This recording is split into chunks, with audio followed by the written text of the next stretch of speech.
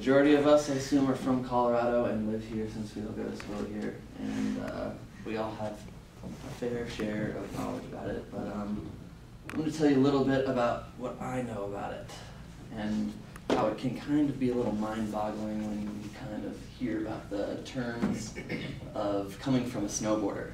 So I brought in a couple examples for you guys. Let me, if you guys were to grab a snowboard magazine off the shelf and try to, read it, kind of seem a little foreign to you. So this is a picture of professional snowboarder. You guys can pass it around. Eddie Wall doing a frontside air on a hip. What's a frontside air on a hip? That sounds a little confusing. Another one, which is right in here, is also, this is 50-50 to frontside 360 on an A-frame. Okay, sounds easy enough. The pictures kind of explain a little bit. When you take a look at the picture, you're like, okay, this guy comes up on a log, comes on it and does a twirl off of it. Big deal. So I'm going to try to explain to you exactly what that is.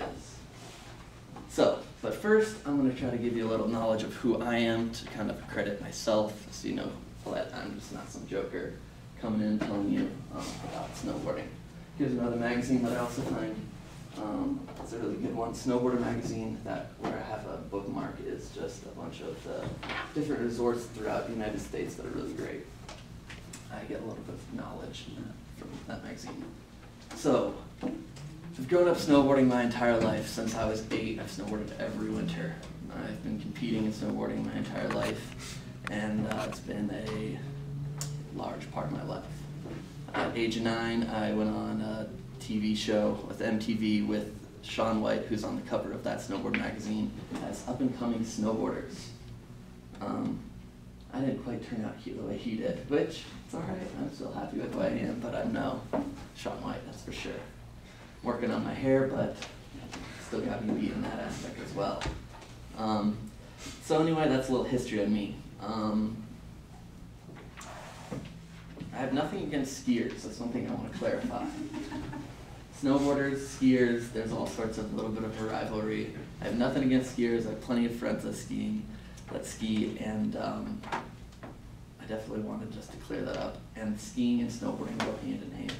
There are a lot of aspects of skiing that snowboarders have taken in, and then a lot of aspects of snowboarding that skiers are now taking from snowboarding. So I think both sports are growing from each other and have a long way to go, which is very exciting. So the snowboarding is really important to me, not just because I'm going up to the mountains and I'm outside snowboarding down the hill. It's more of a culture. There's a whole culture to it. There's history to it that goes all the way back from the first guy who jumped on a skateboard to becoming a skateboard, then developed into a snowboard, then it turned into a wakeboard, and whatever board sport you can think of now. They're all intertwined, and all of these little, I don't know what you want to call them, like wordings or however these tricks are called, all are interconnected through all of these sports. So when you hear a 50-50, there's a 50-50 on a snowboard, there's a 50-50 on a skateboard, there's a 50-50 on a wakeboard, not necessarily surfing, because that's 50-50 comes when you jump onto a rail and you are going straight on it. I'll try to explain to you. I'm not going to try to go into too much of depth of what exactly all these tricks are, but I'm going to try to teach you at least one thing while I'm up here, and that is the difference between a person when they're standing on a board, if they are regular or if they are goofy. Sounds easy enough. Okay, what is regular and what is goofy? Why is one regular and one goofy? There's really no difference besides them, but between one is when you're standing on a snowboard and your front foot is right or your front foot is left. When your front foot is the left foot, you are regular. When your right foot is forward, you are goofy. So now, when you guys are walking through campus and you see that punk skateboarder going through just cut you off, you can realize that kid is facing with his right foot forward.